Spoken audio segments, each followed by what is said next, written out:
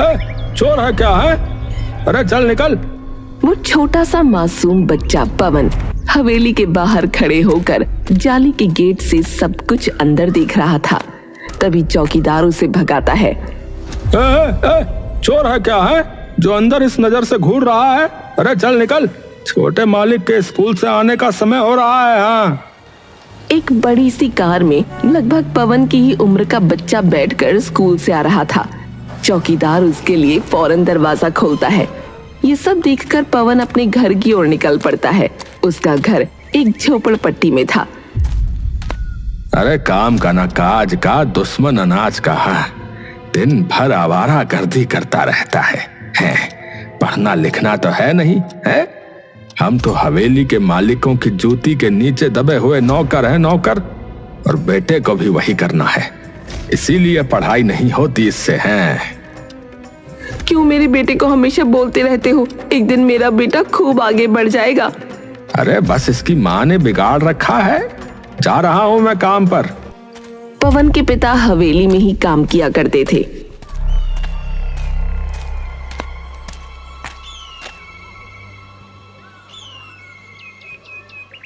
कुछ दिनों बाद हवेली में रह रहे छोटे बच्चे केशव को पढ़ाई के लिए लंदन भेज दिया गया। इधर पवन आवारा बन गया और दूसरी तरफ केशव लंदन में। यह हराम का जना अभी तक कहाँ घूम रहा है, कुछ पता नहीं। देखो रात के 11 बज गए हैं। इतने में ही पवन घर पहुंचता है। आप तो बस मुझे हमेशा डांटते रहना। आपकी दवाई लेने गया था मैं। बुढ़े हो गए हो लेकिन अकल ठिकाने नहीं आ रही। सुषमा, देखा ना तुमने है कि ये किस तरह से अपने पिता से बात कर रहा है। अब देख लो इसे। पवन अपने पिता को अनदेखा करते हुए घर के अंदर चला गया। एक दिन मैं उस हवेली पर रात जरूर करूंगा। हाँ। पवन के मन में हवेली के सपने थे, लेकिन उसके पिता हमेशा उसे गालियां ही दिया करते थे। पवन जब अपने दोस्तों के साथ मोहल्ले में गेड़ियां मार रहा था, उसी समय बड़ी बड़ी कारें वहां से गुजरने लगीं। पवन की नजर गई कार के अंदर बैठे हुए एक लड़के पर, जो ठीक पवन की तरह नजर आ रहा था। अरे यार, ये गाड़ी में कौन बैठा है? वो तो मेरी तरह ही लग रहा है। तुम्हें तो यार सारे अमीर अपनी ही तरह लगते हैं यार। वो हवेली का छोटा मालिक है। यार क्या नाम था उसका? हाँ, केशव यार। अरे ये बचपन में ना लंदन चला गया था, आज ही वापस आया ये। पवन अब जान गया था कि केशव बड़े होने के बाद बिल्कुल उसके जैसा ही नजर आ रहा है। उधर दूसरी तरफ हवेली में बहुत बड़ा आयोजन था। पवन भी वहां पहुंचा। मेरे बच्चे, इतने समय के बाद तुम वापस यहाँ लौटे हो, और वो भी वकालत की पढ़ाई पूरी करके। अब तो तुम बहुत ही अच्छे वकील बनोगे बेटा। आपने मुझे इस काबिल बनाया पिताजी। मैं आपका नाम रोशन जरूर करके दिखाऊंगा। पवन ने देखा कि सब लोग केशव से बहुत प्यार करते थे। पवन भी केशव की जगह लेना चाहता था। पार्टी खत्म होने के बाद पवन अपने दोस्तों के साथ बैठा था। अरे पवन, यार तू तो बिल्कुल सही कह रहा था यार। वो मनोहर का बेटा है ना, बिल्कुल तेरी तरह ही लगता है यार। ऐसा लगता है यार कि बिल्कुल भाई तेरा हम शक्ल हो यार। यार शक्ल तो बिल्कुल उसके जैसी है मेरी, लेकिन साला ये किस्मत ही उसके जैसी नहीं है यार। वो इतना अमीर है, पढ़ा भी लंदन से है, और उसे पूरा परिवार भी प्यार करता है यार। अरे यार एक चीज बता, लेकिन अरे यार इतनी पढ़ाई करने की क्या जरूरत थी यार? जिंदगी भर अपने पिता के टुकड़ों पर पलता तो अच्छी जिंदगी कटती उसकी, नहीं? यार अगर उसकी भी यही सोच होती तो ना वो भी पवन ही होता आज। हाँ समझा? ये बोलकर सभी दोस्त हंसने लगे। आज पवन पूरी रात घर नहीं गया। अगली सुबह जब वो घर पहुंचा,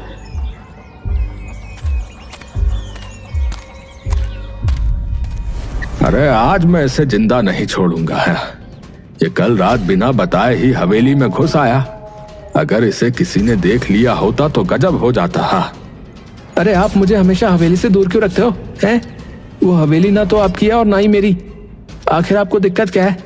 एक बार भी आपने ये नहीं पूछा कि पूरी रात कहाँ था बेटा? आपको बस इसकी चिंता है कि मुझे किसी ने देख लिया होता तो क्या होता? अरे क्या हो जाता? अरे तू ऐसे नहीं मानेगा। हाँ ये ले, ये ले, ये ले। छोड़ दीजिए मेरे बेटे को, क्यों मार रहे हो? अरे बिल्कुल दुखी करके रखा है इस लड़के ने मुझे, है? पता नहीं पैदा ही क्यों हुआ है? तुम मेरा इस घर से चले जाना ही अच्छा होगा। माँ, मुझे मत रोकना। सुषमा अपने बेटे को जाता देखकर अपना दिल सिकोड़ कर रह गई। पवन नदी किनारे जा बैठा। वो बिल्कुल शांत जगह पर बैठा था कि तभी वहां पर एक व्यक्ति और आया। वो कोई और नहीं बल्कि केशव ही था। अरे तुम तो बिल्कुल मेरे जैसे दिखते हो। अरे इसमें चौंकने की क्या बात है यार, ये तो मैं पहले से ही जानता हूँ। ओह अच्छा, मैं तुम्हें नहीं जानता था। हाय, मेरा नाम केशव है। अरे भाई तुम्हें कौन नहीं जानता, आओ बैठो। लेकिन एक मिनट, तुम यहाँ क्यों आए यार? क्या तुम्हारे पास कोई और काम नहीं है क्या जो यहाँ पर टाइम पास करने आ गए? अरे यार, मेरे पास इतना काम है कि मुझसे हैंडल ही नहीं हो रहा है। ऐसा लग रहा था कि मैं डिप्रेशन में जा रहा हूँ, इसलिए यहाँ पर थोड़ा समय बिताने आ गया। अपने दुख वाले समय में मुझे यहाँ पर बैठना बहुत अच्छा लगता है। क्या बात है यार, है अच्छा तो वैसे मुझे भी लगता है। लेकिन एक बात बताओ यार, तुम्हें काम करने की क्या जरूरत है यार? अपने पिता के पैसों पर ऐश करो ना यार। जितना बाहर के लोग समझते हैं ये सब उतना आसान होता नहीं है यार। मैं इकलौता बेटा हूं, इसीलिए माता पिता की मुझसे बहुत ज्यादा उम्मीदें हैं। उन्होंने मुझे लंदन पढ़ाई करने के लिए भेजा और सब मुझे बहुत प्यार भी करते हैं, पर वो ये नहीं जानते कि मैं इन सब के काबिल नहीं हूं। मुझे तो एक साधारण जीवन पसंद है, पर वो लोग मुझे हमेशा ही किसी न किसी बड़ी पार्टी में ले जाते हैं, भीड़ भाड़ में, शानो शौकत में। पता नहीं क्यों मुझे ये सब लेकिन अच्छा नहीं लगता। ऐसा ही कहते हैं यार लोग, अमीरों में ना दिमाग की कमी ही होती है यार। हैं? क्या मतलब है तुम्हारा? अरे मेरा मतलब ये है कि तुम जैसे जिंदगी जी रहे हो ना यार, न जाने कितने लोगों का सपना होगा ऐसी जिंदगी जीना, बता रहा हूं। उनमें से एक मैं भी हूं, देख लो सामने। लेकिन लगता है कि इस जन्म में तो ये संभव नहीं, क्योंकि मेरे पापा ही नहीं चाहते कि मैं हवेली के आसपास भी भटकूं। एक मिनट यार पवन, यार तुमने ना मुझे इससे एक बहुत अच्छा आइडिया दे दिया यार। देखो सुनो, तुम मेरी जिंदगी जीना चाहते हो, है ना? और तुम बहुत हद तक मेरे जैसे नजर भी आते हो। तो यार एक काम करो, सुनो, ये लो, ये मेरे कपड़े पहनो और जाओ उस हवेली में, और मैं तुम्हारे घर पर जाता हूँ तुम्हारे कपड़े पहनकर। उसके बाद तुम बताना कि मेरी जिंदगी तुमसे कैसे आसान है। बल्कि मुझे तो तुम्हारा जीवन अच्छा लगता है, ना कि भीड़ भाड़ और ये झूठी मुस्कान, सब आडंबर। देख ले भाई, शेर के मुंह में खून लगा रहा तू। अरे हाँ पापा, मैं समझ गया यार, लेकिन हाँ एक शर्त है, 1 महीने के बाद हम दोनों यहीं मिलेंगे और वापस अपने अपने घर जाएंगे। ये सब सिर्फ इसलिए है क्योंकि हम अपनी अपनी जिंदगी से परेशान हैं, समझ गया? अरे हाँ भाई, समझ गया यार, समझ गया। अब और मत समझा, और जल्दी से अपने कपड़े दे मुझे, और ये ले मेरे कपड़े पहन ले। उसके बाद दोनों एक दूसरे के कपड़े पहनकर एक दूसरे के घर पहुंचे।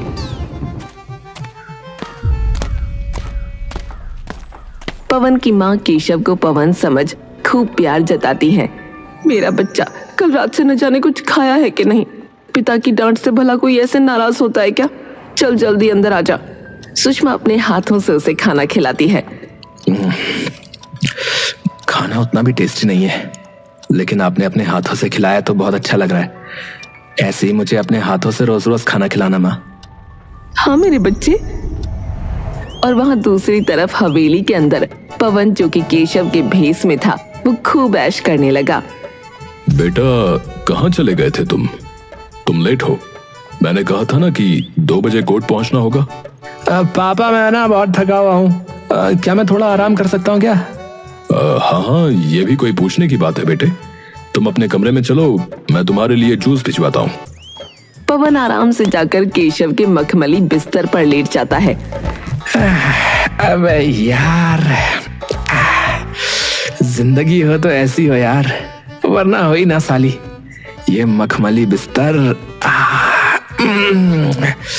अरे वाह, एसी भी लगा हुआ है यार, और कितना बड़ा कमरा है यार। अरे यार, इस कमरे के जितना तो मेरा घर भी नहीं है। मजे ही आ गए यार।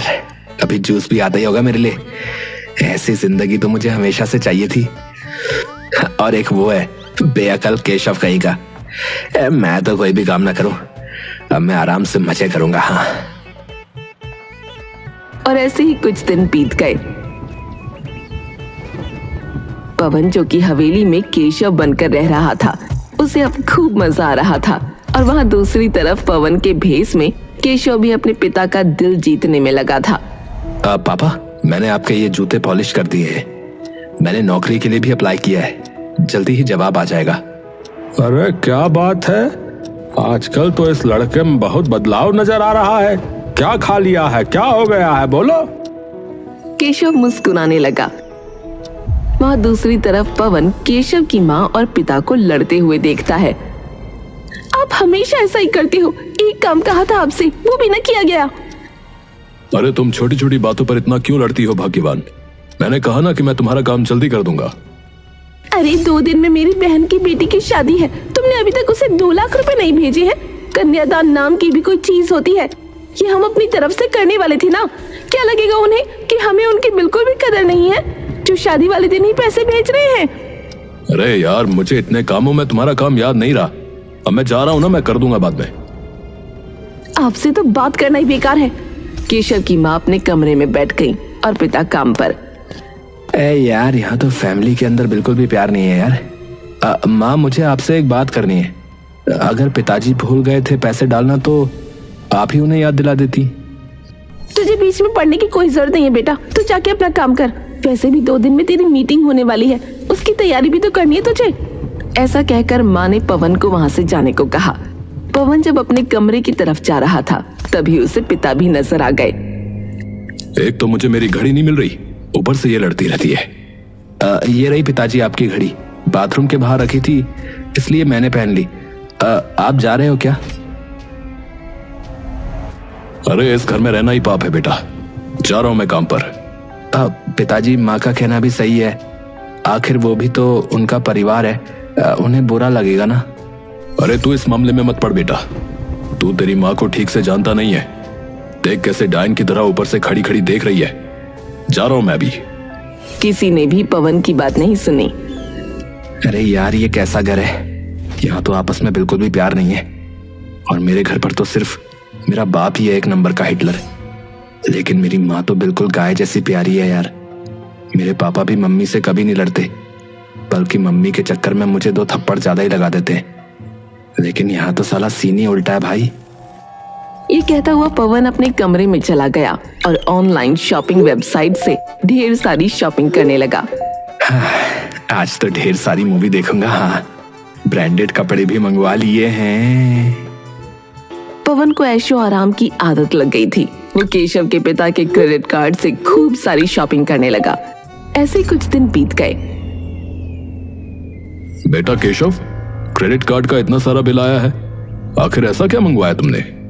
अरे पिताजी, हम तो अमीर है ना, थोड़े बहुत पैसे खर्च हो भी जाएंगे तो क्या फर्क पड़ जाएगा। मेरे पास कपड़े खत्म हो गए थे, मैंने ढेर सारे कपड़े मंगवाए हैं। कहो तो आपके लिए भी मंगवा दूं? अगर हम लोग अमीर हैं तो क्या तुम पानी की तरह पैसा खर्च करोगे क्या? तुम्हें 1 रुपए की भी कीमत का अंदाजा नहीं है। अरे आप लोग इतना गुस्से में क्यों हैं? मुझे समझ में नहीं आ रहा। अरे take a chill pill guys. मेरा एक और पार्सल आने वाला है, उसे रिसीव कर लेना। मैं काम से बाहर जा रहा हूँ। सारे काम तो इस लड़के ने छोड़ रखे हैं, न जाने कौन से काम पर गया है, पता नहीं इसको क्या हो गया है। वहां दूसरी तरफ पवन के भेष में केशव अपने पिता का दिल जीतने में कामयाब हो रहा था। पिताजी, मेरी जॉब का रिस्पॉन्स बहुत देर से आया, लेकिन मुझे 20,000 रुपए की नौकरी मिल गई है। अरे अरे, ये तो बहुत ही अच्छी बात है बेटा। अरे मुंह मीठा करने के लिए अपनी माँ से चीनी लाने को तो बोल दे जरा। आप कितने कंजूस हो, बेटे की नौकरी लगी है और एक मिठाई भी नहीं मंगवाई जा रही आपसे। अरे वो मिठाई भी तो मेरे ही पैसों की आएगी हैं? अरे जब ये खुद कमाने लगेगा तो खुद ही हमारा मुंह मीठा कर देगा, समझी? अब भला ये मनोहर जी के लड़के केशव जितना तो समझदार और काबिल है नहीं है कि महीने के 1 लाख रुपए कमा ले हैं? बहुत अच्छी बात है पिताजी, मैं भी आपको काम करके दिखाऊंगा। इतने में ही मनोहर के सीने में दर्द उठता है। सबने बिना समय गंवाए उन्हें अस्पताल में भर्ती किया। डॉक्टर, क्या हुआ पापा को? उनके हार्ट की सर्जरी करनी होगी, उनका हार्ट ठीक से काम नहीं कर रहा। ये सुनते ही केशव बहुत घबरा गया। वो फौरन पवन के पास फोन करता है। ये खबर सुनते ही पवन भी दौड़ा दौड़ा अस्पताल पहुंचा। डॉक्टर साहब, क्या हुआ है मेरे पिताजी को? अरे एक ही बात कितनी बार पूछोगे? तुम्हारे पिता का हार्ट ट्रांसप्लांट करना होगा। उनका हार्ट ठीक से काम नहीं कर रहा है। जल्दी से पैसों का इंतजाम कर दो। ये सुनकर पवन के पैरों तले जमीन खिसक गई। पिताजी के इलाज के लिए तो ढेरों पैसे लगेंगे, कहां से लाऊंगा मैं इतने पैसे? पवन, तुम इसकी चिंता मत करो। मेरे पास मेरे क्रेडिट कार्ड है, उनका इस्तेमाल करके अपने पिता का इलाज करवा लो। लेकिन वो पैसे तो तुम्हारे हैं यार। अरे यार, इस समय पिताजी की जान ज्यादा जरूरी है। पवन केशव का क्रेडिट कार्ड लेकर फौरन रिसेप्शन पर पहुंचता है। एक्चुअली सर, ये सारे कार्ड डिक्लाइन हो रहे हैं। अरे ये कैसे हो सकता है? वो अपने पिता को फोन करता है। पापा, मेरे सारे क्रेडिट कार्ड बंद हो गए हैं, लेकिन ऐसा क्यों? अरे वो मैंने ही करवाए हैं बेटा। तुम्हारे आजकल इतने खर्चे बढ़ गए हैं कि मुझे कुछ समझ में नहीं आता कि तुम आखिर इतने पैसों का करते क्या हो। ऐसे ही चलता रहेगा तो मैं तो रोड पर आ जाऊंगा। अभी भी तुम आवारागर्दी करने के लिए ही पैसे मांग रहे होगे, है ना? तुम्हें इंडिया लाना ही मेरी सबसे बड़ी गलती थी। तुम वहीं पर ठीक थे। इतना बोलकर केशव के पिता फोन काट देते हैं। मुझे मेरे पिता से भी कोई मदद नहीं मिली। अब क्या होगा, मुझे भी कुछ समझ में नहीं आ रहा है। क्या आप दोनों भाई हो? जो अंदर पेशेंट है वो आपके पिता हैं? जी नहीं, हम भाई नहीं हैं। और हाँ, वो मेरे पिता हैं। मुझे चेकिंग के लिए अंदर जाना है, आप लोग जरा शोर कम कीजिए। नर्स थोड़ी बुजुर्ग थी। वो कमरे में दाखिल हुई, लेकिन अजीब सी खामोशी के साथ बाहर आई। आपके पिता है वो? क्या हुआ है उन्हें? उनका हार्ट ठीक से काम नहीं कर रहा। उस पत्थर दिल ने इतने पाप ही किए हैं कि आज उसका दिल भी काम नहीं कर रहा। अरे आपका दिमाग तो ठीक है, ये सब क्या बोल रही हो? तुम दोनों कितने बड़े हो गए हो। इतने छोटे से थे जब गोद में लिया था। क्या आप हम दोनों को जानती हो? और भला आप पवन के पिता के बारे में ये सब क्यों बोल रही हैं? बहुत सालों पहले मैं तुम दोनों को ढूंढ रही थी, लेकिन तुम्हारा कोई भी नामो निशान नहीं था। मैं तुम्हें सच बताकर अपने पाप से मुक्त होना चाहती हूँ। जल्दी से बताओ कि क्या बात है। मेरे पिता अंदर बीमार हैं। वो तुम्हारे पिता नहीं है, तुम्हारे पिता मनोहर हैं। क्या कहा? मेरे पिता ही पवन के पिता हैं? ये सब आप क्या बोल रही हो? जिस दिन तुम्हारी माँ ने तुम दोनों को जन्म दिया, उस दिन मैं यहीं मौजूद थी। तुम दोनों जुड़वा भाई हो। पवन, तुम्हारा पिता राम सिंह बहुत लालची इंसान था। वो मनोहर से बहुत जलता था। वो बस मनोहर के वारिस को तड़पता हुआ देखना चाहता था, इसीलिए उसने मुझे पैसे देकर तुम्हें चुराने को कहा। मैंने बचपन में ही तुम दोनों को अलग कर दिया था और सबको कहा कि तुम मर गए हो। मैंने चंद पैसों के लालच में आकर इंसानियत का सौदा कर डाला। बच्चों, मुझे माफ कर दो। तो आप ही हैं वो मैडम जिनकी वजह से मैं बचपन से उस कचरे में जिंदगी गुजारा था। अरे यार, तुम्हें इन सब चीजों की पड़ी है? और मैं सोच रहा था कि मुझे मेरा भाई मिल गया। दोनों भाई गले लग जाते हैं। और मैं हमेशा सोचता रहा कि मेरे पिता मुझसे नफरत क्यों करते हैं। आज मुझे उसकी वजह पता चली है। मरने दो उसे अंदर। उसने मुझे बचपन से ही मेरी माँ और पिता और भाई से अलग कर दिया और हमेशा मुझे धुतकारता रहा, गालियां देता रहा। कभी बाप का प्यार भी नहीं दिया, मेरी माँ को इज्जत नहीं दी। इसे तो मैं छोड़ूंगा नहीं। इतने में ही केशव के घर वाले भी वहां पहुंच गए। पिताजी, आप यहाँ? हाँ बेटा, वो हमारे यहाँ राम सिंह काम करता है ना। मुझे ड्राइवर का फोन आया था कि राम सिंह हॉस्पिटल में भर्ती है और तुम भी मौजूद हो। और ये तुम्हारी तरह दिखने वाला बहरूपिया कौन है? पिताजी, ये कोई बहरूपिया नहीं, मेरा भाई है। किसी भी रोड चलते इंसान को अपना भाई बना लोगे? ये कोई बहरूपिया है जो तुम्हें बेवकूफ बना रहा है। सच बताओ कि कौन हो तुम? क्या चाहिए तुम्हें? प्लास्टिक सर्जरी करवा कर मेरे बेटे जैसा चेहरा तो बना लिया, लेकिन कभी भी अपने आप को मेरा बेटा साबित नहीं कर पाओगे। आप लोग मुझे गलत समझ रहे हो। दरअसल मैं आपका ही बेटा हूँ माँ। आपके 2 जुड़वा बेटे हुए थे, उनमें से एक मैं हूँ। झूठ बोल रहे हो तुम। मेरा वो बेटा तो मर चुका था। मैडम, मुझे माफ कर दीजिए। मैंने ही आपका बच्चा चुराया था और आपसे कहा कि आपका बच्चा मरा हुआ पैदा हुआ। इस काम की राम सिंह ने मुझे ढेर सारी कीमत दी थी। इतने सालों तक ये राज मैंने अपने अंदर दफन रखा। मैंने आप लोगों को ढूंढा भी था, लेकिन कोई नहीं मिला। आज आप लोग मुझे मिले हो। आज मैं आपको सच बता रही हूँ। मेरे दिल का बोझ उतर गया। ये सब सुनकर केशव की माँ के मन में ममता जाग पड़ी और वो फौरन पवन को गले से लगा लेती है। इतने सालों तक मैं तुमसे अलग रही, मैं नहीं जानती थी कि तुम कहाँ हो, कैसे हो। आज तुम्हें अपनी नजरों के सामने देखकर मुझे बहुत अच्छा महसूस हो रहा है। और मुझे भी आपसे मिलकर बहुत अच्छा लग रहा है।